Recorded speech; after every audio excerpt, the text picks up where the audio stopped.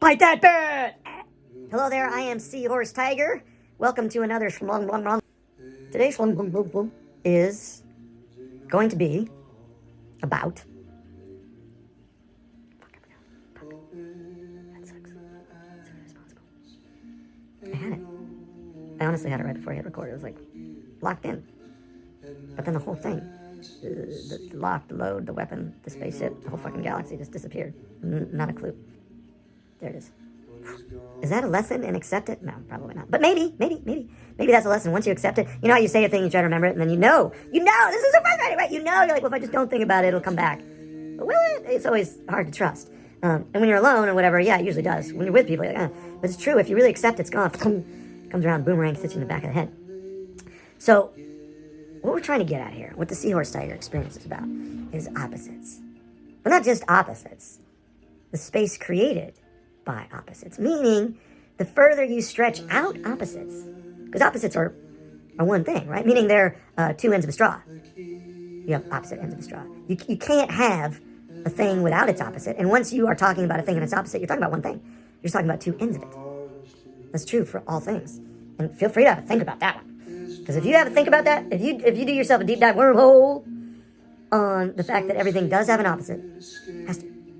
It's the way the universe is set up. And then once you're talking about a thing and its opposite, you're talking about one thing.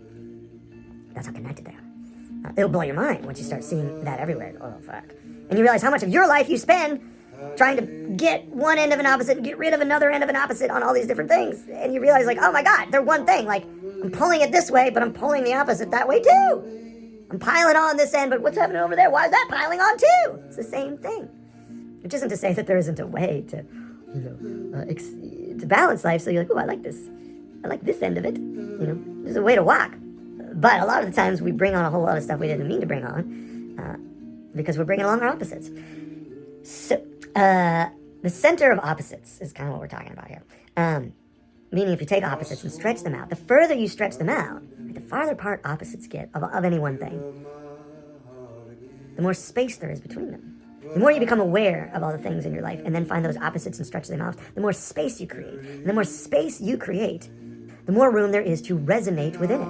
Literally, just more resonant room. It allows you more options for different types of resonance. In other words, your soul, your being, yourself gets more room to play. Getting to know your opposites and learning how to stretch them is a thing. That's what Seahorse Tiger, me, is about. I'm about that. Yeah. I take every time.